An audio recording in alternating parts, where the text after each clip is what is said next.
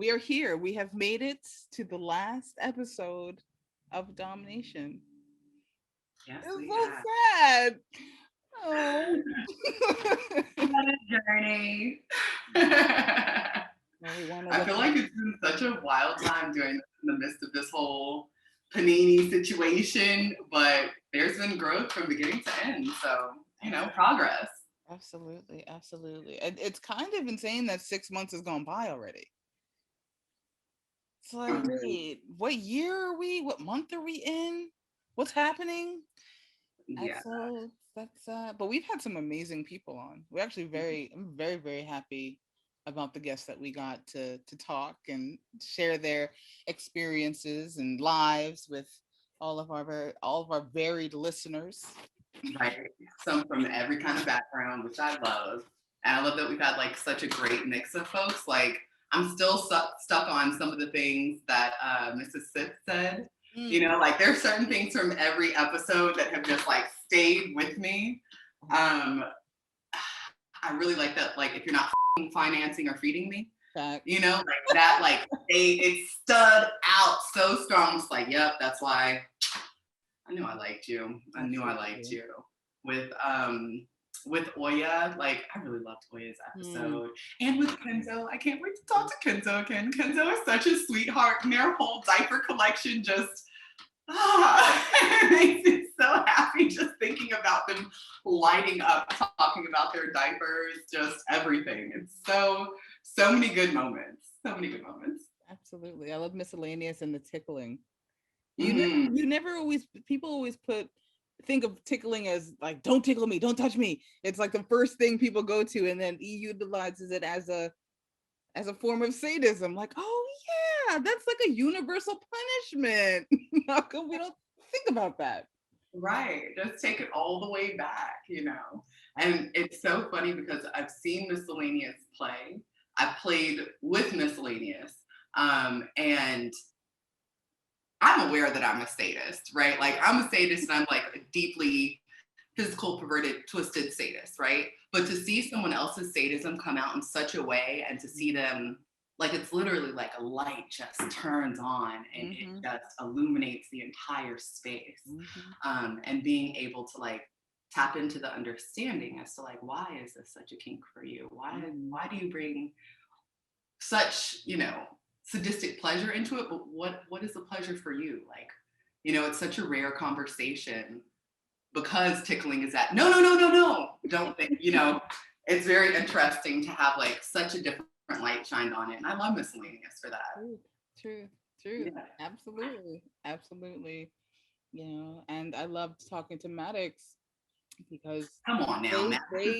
they talked about, the journey of when you're starting out as a pro or as a sex worker or as just somebody taking autonomy of your own life, having a family around it, navigating the space as a statuesque woman of color where you see so many different competing images and really owning that and stepping into that was great to listen to her and have her shed light that listen, ain't nobody can tell you not a damn thing. If you want it, go do it. Right. Oh man. You're the only Oh one man. who makes that happen. So many Get good your people. way. And like that's the wonderful thing about it is because like there's so many different sex workers show up in so many different ways. We have so many different life experiences. Like we've had a mom on here, and like not only is Maddox a mom, but she's a gender queer person as well, and a kinky individual and a sex worker, and like takes up space in all of those spaces. Absolutely. And has, I don't want to say no shyness, no hesitation, no fear or anything like that, but like she shows up so fully that it's kind of just like it's in your face and you're going to take this regardless. Very unapologetic. Very bold. Yeah. I think everybody we've spoken to, no matter their background, no matter what part of the spectrum they identify as or what they do for a living, I think they have all been incredibly unapologetic of how they live their lives and do what they want to do. And I think that is something that everybody has taken away from, myself included, from every guest that we've had, is that do what it is that you want to do. Stand truthfully and boldly in your power, and the haters, because you're always gonna have them. Yep. Like, I love it. I love it. It's absolute truth. And talking about all of the unapologetic people that we have had on the show, we have a true closer. Do you want to talk about unapologetic? Yo, Malice is the one to do it for you. I mean, the name alone should say something. Should say something. Right. And also just like their latest couple of shoots, it's just been like, oh, there's no denying the greatness. Like the last couple of things that they've done that I've like tapped into, it's so beautiful to just watch them grow and watch them flourish. Because we both met them when they were, you know, more of a newcomer in the game. Absolutely. Into the scene, right? And they've honed their skills so meticulously. You know, it's just I love seeing us do what we do. Like, I'm voting for everybody Black. Like, come on now.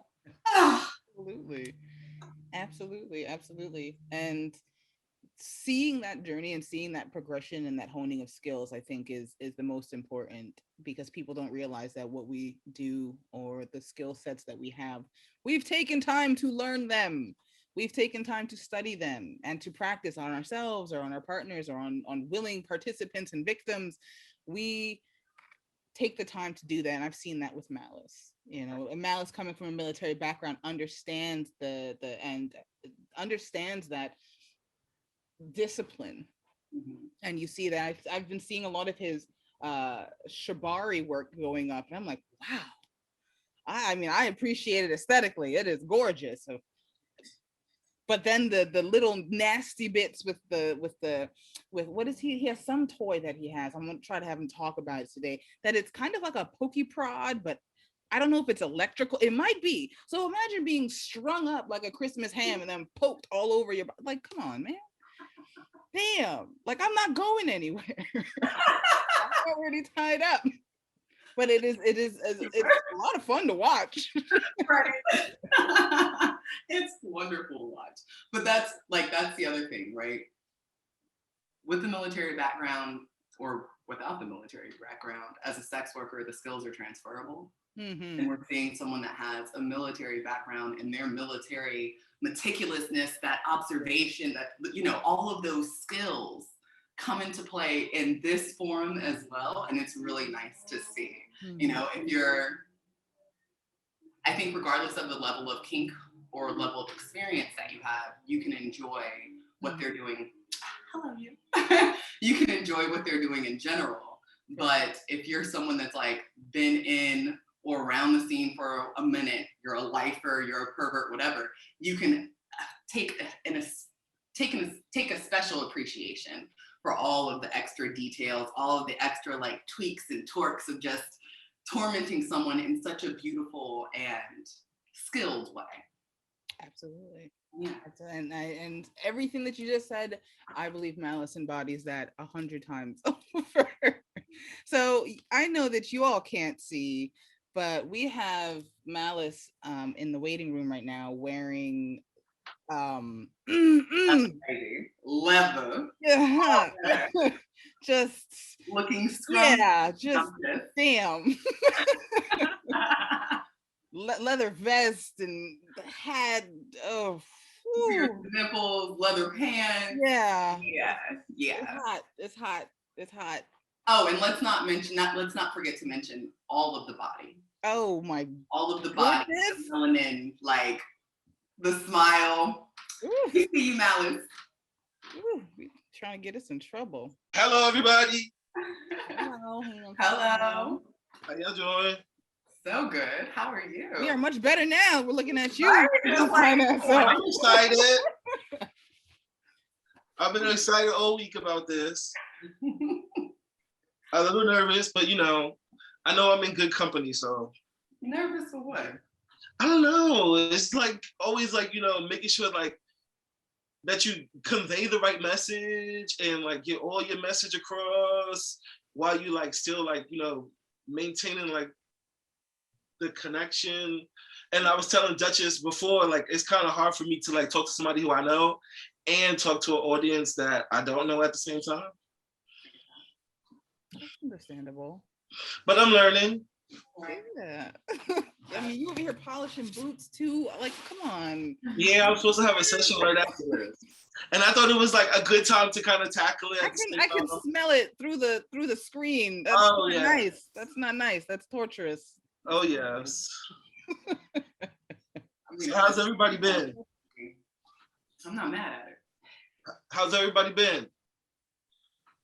We've been good. We've been good. It's beautiful out. Spring has finally officially sprung, which means allergy season is in full bloom. But other than that, I'm excited for the summer.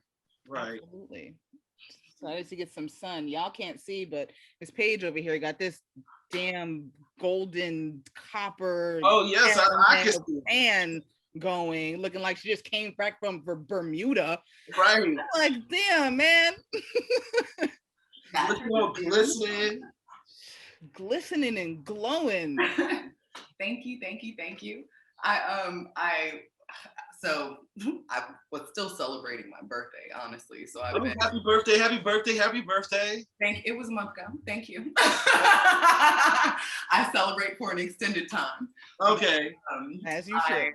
Yeah, I was spending some time with some friends sunbathing and outside, but I went to this spa, which I cannot remember what it's called. It's in Jersey, and it like looks directly into the city.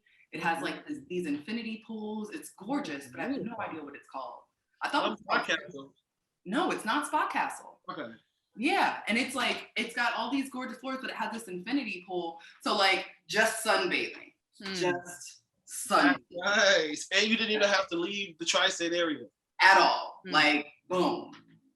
Yeah. But I did get my passport back super early, so I have some travel coming up. I plan to be as dark as possible all summer long. No tan lines, no nothing. I ain't wearing nobody's bras, draws, and nothing else. Like, hey. No. We're taking full advantage. I am mad at you. Life. Absolutely. That sounds like a good plan. We can all take note of that. Right? How have you been though? Because it has been a minute. I don't know. With my PTSD, the pandemic kind of did some excuse my French. But I'm kind of like bouncing back because I get in a feeling like we're actually like this is the beginning of the end, possibly, maybe. With everybody getting the vaccinations and all the like restaurants opening back up, just like this, it's like a defrost like right now, and it's kind of happening. So I'm getting a little motivated more with that, and then I'm hopefully like we can start gathering and doing what we do best and being on stages and stuff again, because it was just starting to happen for me, and then this happened, and I'm just like, what? Like literally one of the last events I went to was actually on stage at the MoMA whipping some ass. Yo, and we had no idea how good we had it. Yo, so upset. Like, yo, I was like, whoa, this was like the greatest moments.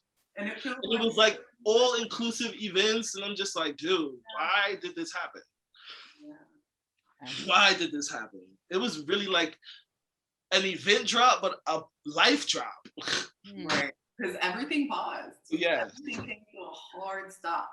And it's so funny because like we had not too long before the Kink Out at MoMA event, we had done the other Kink Out event at that museum, at the Leslie Lohman Museum, and we had a panel, we were speaking, we had a good little moment, like we were building that momentum. Like we talked about it that night, how excited. Yeah, we talked about a lot of things that night. Yeah. It was a beautiful night. Those 2 nights was really beautiful. Yes. And then that happened. So I just really took it as like disrespect with this COVID thing. I felt so disrespected. I feel that in my heart, man. Just utter disrespect. Like you should have just spit in my face. I would have been better than that. It would have been so much better. I probably would have been mad because I didn't consent to it, but I would have got over it. Right, I could have wiped it and kept on moving. However. Yeah. But What do you see positivity, moving forward I got a out of little the more pandemic? time to like build up on some things that I wanted to work on personally and kink and leather-wise. So there's some positive stuff that came from the negative, like yin and yang, you know, the balance. Fantastic. And what do you see from everything that you've honed in that space? What do you see? Well, what do you manifest to come through for the next out once we're out of the woods of the coronavirus? I don't really want to put expectations out there. So I just want to like just kind of like as it defrosts, just get back out there and kind of start where I left off at. But then I like kind of like been working on some other stuff, so it's not even gonna be the same. I got a chance to like beat time. Well, not really, but you know, I like to think of it that way. Okay. Like all of this got put on pause, and then we just gonna start off from where we left off. But I'm not the same person that I was when we left off. So right. Well said.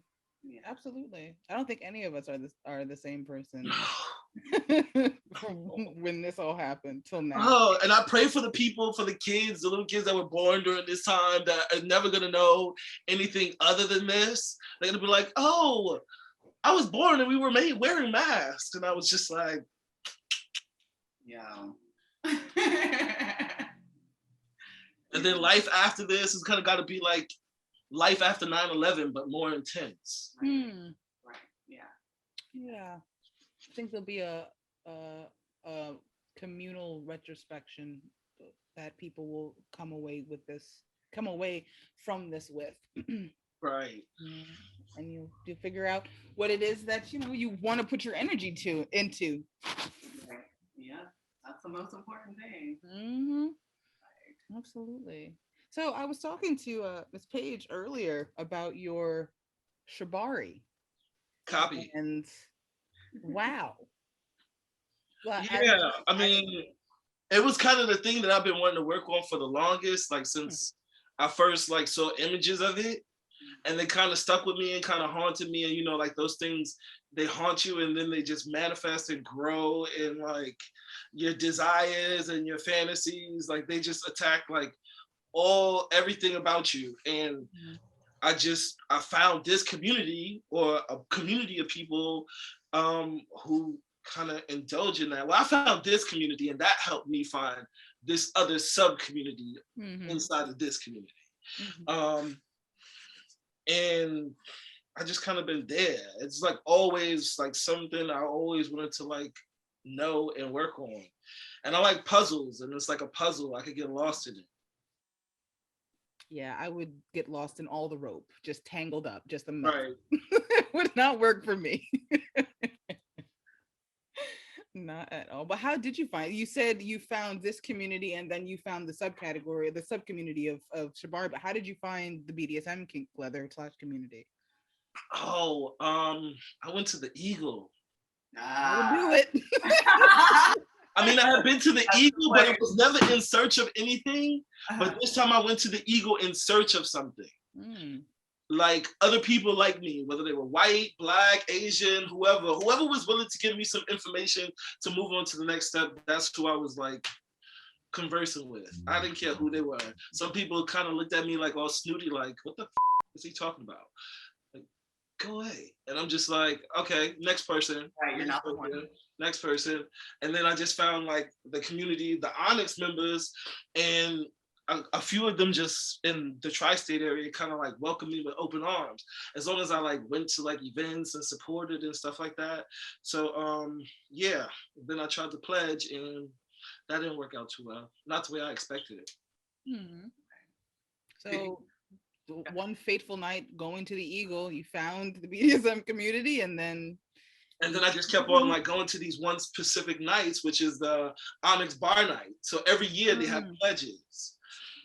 So every year there's like a cycle of pledges, and they have this bar night on Saturdays, like one Saturday a month, but then they have like these other little parties in between those Saturdays. But I just kept on going to those because they do demonstrations, and then I'm like looking at the demonstrations, and I'm talking to people like, what is that? And they explain it to me what it is, and I'm just so intrigued, like, people get saran wrapped? Like, what? I just finished saran wrapping someone. I love saran wrap. People getting pallet wrap, just shipped around. Yes. I was like, wow. And then I was impressed by the flogging and like how much skill you could put into it and how much skill you could like take out of it for it to be like a simplistic, and then the different levels of like, I mean, you know, you could go from light to heavy, but in between light and heavy, there's so many other ups and downs, like that are in between there, and then somebody to have control over that without inflicting too much or not too little. It was just, it's like, oh my God, he's like a mad scientist. She's like a mad scientist. Like, what the fuck?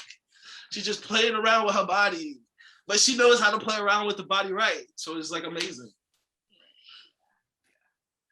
So hold up. Was it just like your curiosity that led you to go into the Eagle in search of something, or did you like have an encounter, or was it No, just when I make decisions, I used to make decisions based on a multitude of things. It can't just be one thing. It's got to be, it was like my curiosity, and then I kind of wanted to add that into my sex work because like I was getting into doing sex work before you had gotten into kink? Yeah, I was doing sex work before I got into kink. But then through all the Johns, I'm just like, this motherfucker controls the whole session. He controls when I get here, when I leave. I want to just show up whenever the I want to, put on the show, and then go with the money in my hand. And and then I'm just like, where can I do that at? And then I got this one client in maybe like Long Island, and I was like, no, you don't get to sit on. We went to the hotel. It was me and my boyfriend. We were like doing this sort of thing together. So we went to like Long Island and we got a hotel, and I was like, no, you don't get to sit on the bed. Get on the floor. And he just made me feel like that. It was a natural feeling to tell him to get on the floor. So he got on the floor and he looked at me. He's like, I like you, sir. I'm like, sir, what the fuck? And he's like, you're dominant. And I'm just like, chill, just watch the movie, you know? So that was like one of my first encounters. And then I went to Boston and I met this one guy who just wanted me to like walk him around the room on a leash. And like, he wanted to eat out of the bowl. And we went grocery shopping for like all these like different things. He's like, pick some really big fruits and vegetables. I'm like, okay, cool. So I got oranges and apples and eggplant. And then I'm like shoving this in his butthole and he's just shooting it out like projectiles. I was having like the best fun of my life. And he kept calling me and calling me and calling me after that. And I was like, okay, I think this is where I need to be. Like this comes natural to me. Right. So yeah. But it's more fun when I get paid for it. I mean, it's fun when I do it like on my own leisure, but when I'm getting paid for it, like my it's hard. I'm like, yo, this is it. I'm having fun, having sexual pleasures, playing around with somebody else's sexual pleasures, and I'm getting paid for it. Right. Okay. So Malice, I need you to know, one, I'm upset that I didn't know we have such a similar host story. I just got comfortable. Listen, okay, I'm gonna be honest with you. From sitting on the panel and how comfortable you were telling your story, even the story about Texas, I was like, she telling this story? Oh, shit.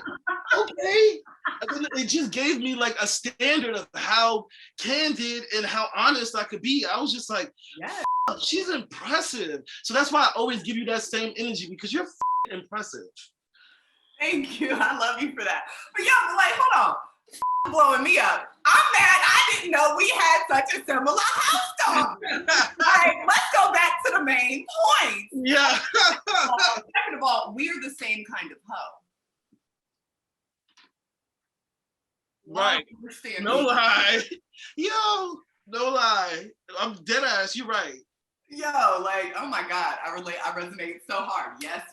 Give me money. Let's do the things. Let's do all the weird up shit. This is what comes naturally. This is where I want to be. This is where I want to be. And like, don't get me wrong, using, you know, I say using your genitals for full service work, right? Like I did that shit and like, I don't knock it. Hell, everybody's got their process, got their thing, what they want to do. I just got tired of it too quick.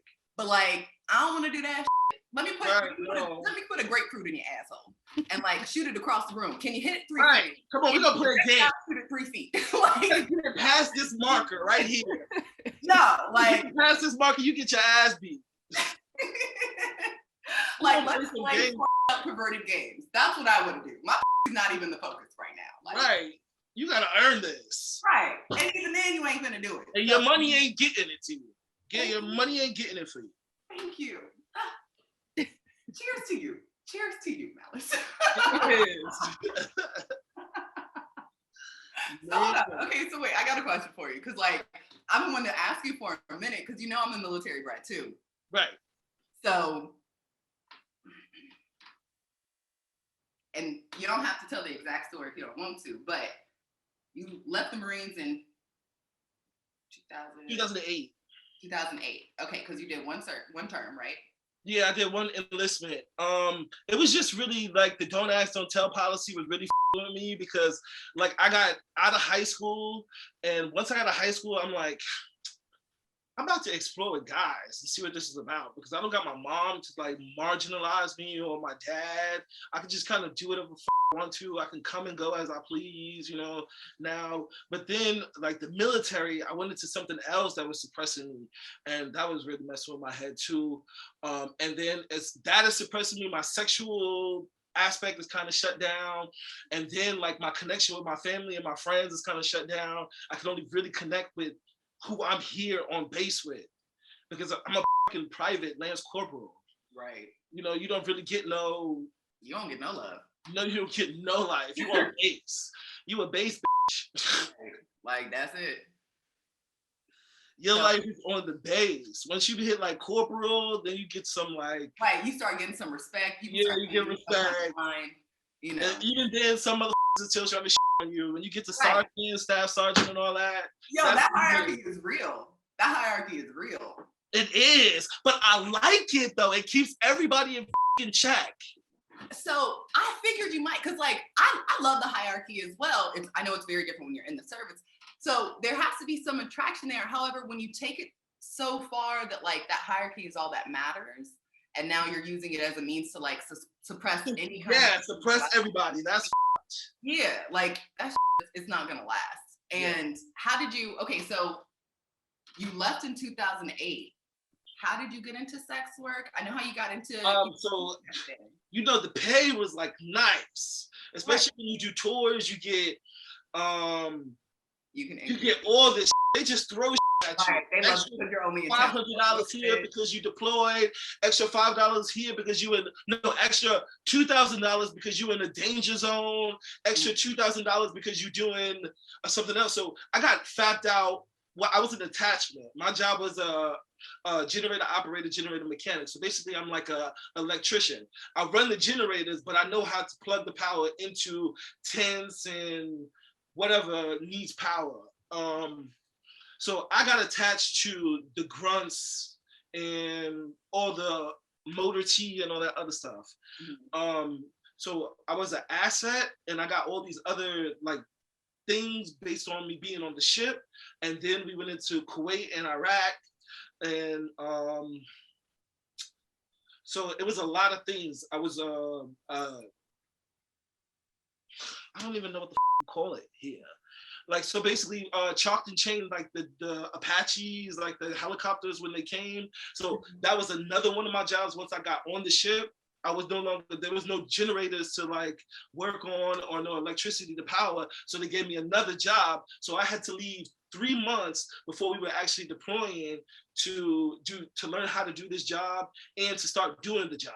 So we like flagging planes down in the wee hours of the night, 3 o'clock, 4 o'clock, and you out in the middle of the Atlantic Ocean out in nowhere. So you get the hazardous pay, which was really good.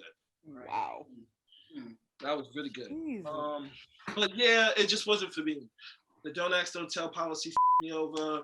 And yes, I love the hierarchy, and I kind of carry that into this aspect because when I left the military, I was looking for something that had some sort of similar structure, but I started to work at Diesel and like all these clothing companies, and I just wasn't getting the right pay.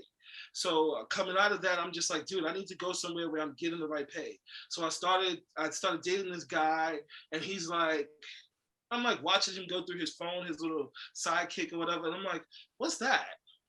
and he's got like a profile like on a men's app, and I'm just like, what you doing? He's like, oh, I'll show you this one day. So then like one day came and he started to tell me like what he was doing. So then I just kind of like started to follow him, but then his way of doing it was just kind of like all over the place. It didn't have any sort of flow to it or structure.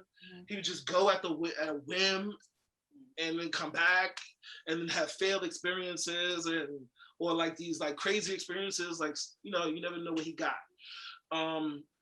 But then he put me onto it, and then I kind of separated from him and kind of tried to learn to do it my own way. Mm-hmm. But then that kind of like had me go through all these other different like advancements, like working out in the gym and like doing like all these like manly things that would attach to sex work to make you more valuable or more of an asset to a potential client or whatever the case may be. So I went through massage therapy classes. That's why I'm no stranger to like going to a class on fire play or going to a class on rope or something like that, because I kind of already conditioned myself to be like this like BDSM or kinky Marilyn Monroe, because, you know, she kind of did that same thing. She went singing classes, acting classes, and all these other things. Okay, I like the comparison to Marilyn Monroe. I like that. Chill. I mean, that's also incredibly important. I think, especially in kink, you don't have to be a master of everything, but you should at least understand most of it, because you never know who's going to walk in the door and ask for whatever.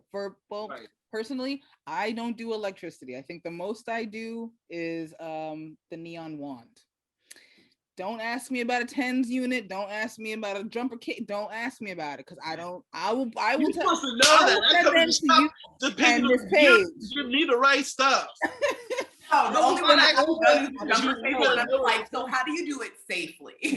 Like, has anybody done the jumper cable thing safely? Right. Like, I want the body part to still be attached. That's right. I have to still be going through it. You know? But like, also. Yeah, but I don't. I kind of don't. I'm going with the don't yuck my yum thing. So I'm like going to like all these different classes or like whatever, even if I'm not interested in it, because I might run into somebody who makes me interested in it because I'm interested in them. That's what happens too in this environment, in this community. You learn things not because sometimes that maybe it's not your interest, but you like, this person likes this, and we already connect here with this, so why not try to like, you know, connect with them there on that. Yeah, so I'm not really a big on fire play. My brother Bobby is big on fire play, and I still don't even ask him like, hey, teach me fire play.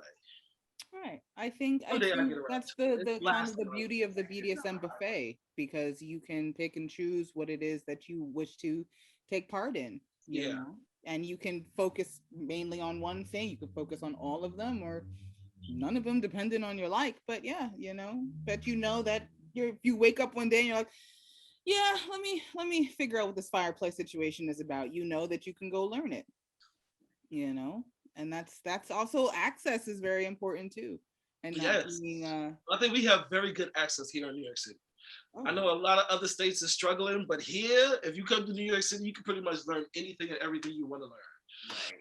Right. There's a party, there's a workshop, there's a class for everything. Everywhere, everybody. Yeah. That's the beautiful thing about it.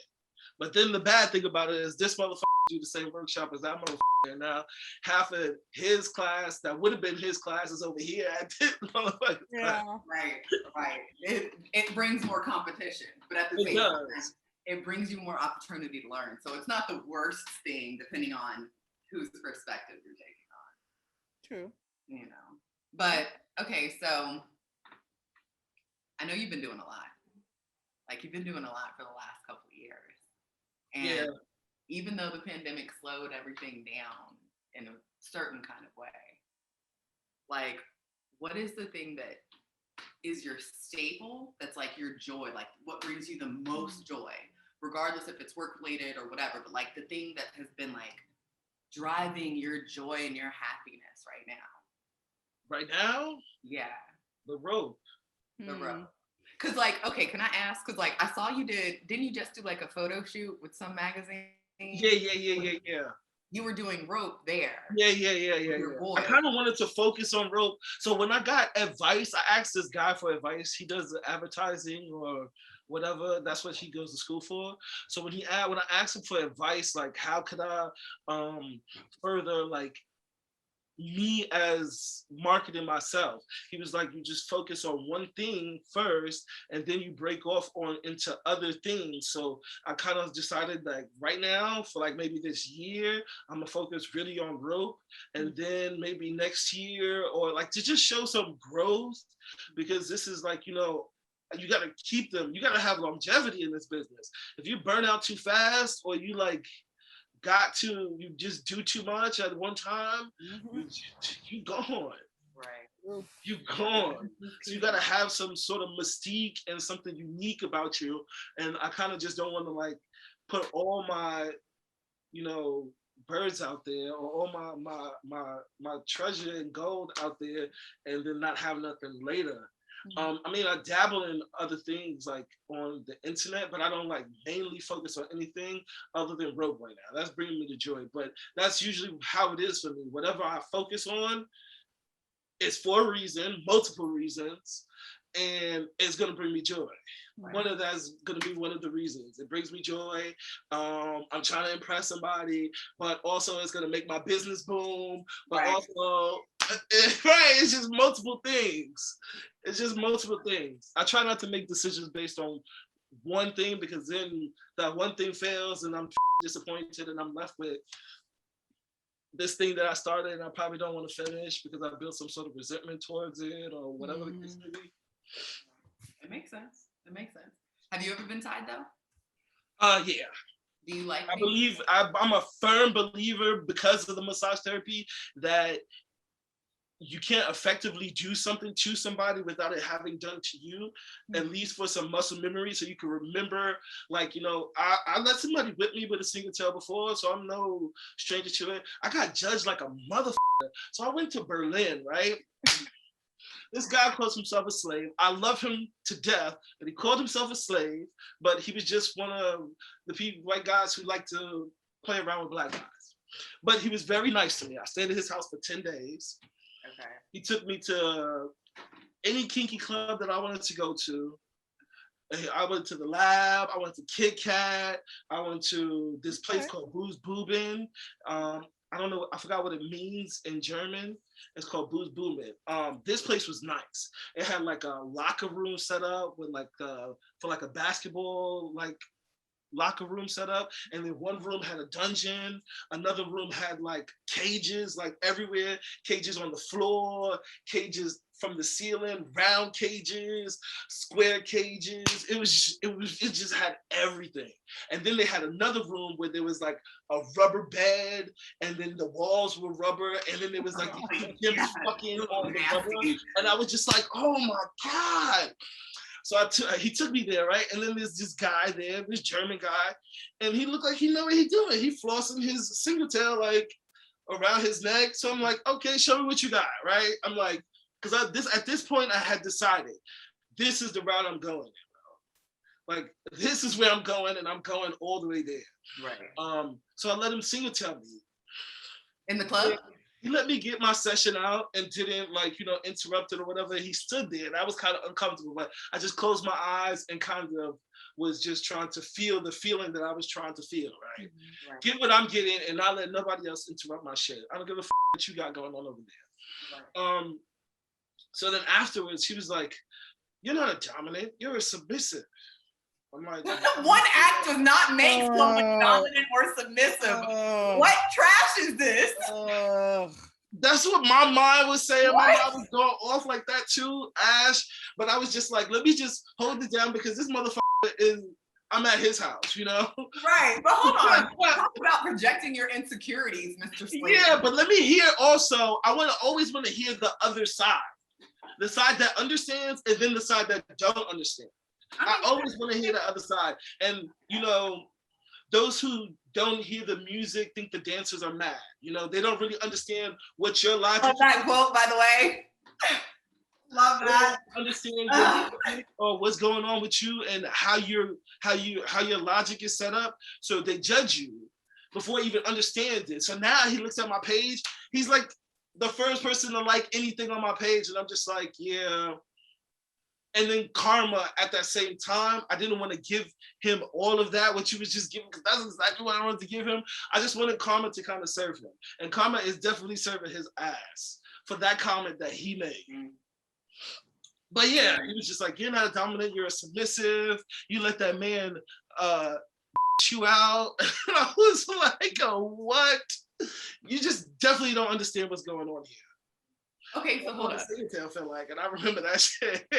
So, though I understand you were staying in his space, so like you ain't say too much at that time. When you do have people confront you, because I'm pretty sure that couldn't possibly be the only time, especially as a person that presents the way that you do, and you're in the scene in New York. So like, as you learn and grow, people are automatically going to project things onto you. How do you navigate those conversations? Because you see how I immediately respond, but that's here in a safe space. How do you respond? How do you navigate the bullet? I'm sorry. Some days I could hold my water, and other days my water is just too heavy. I'm trying to work on that because that is a part of your image as a dominant.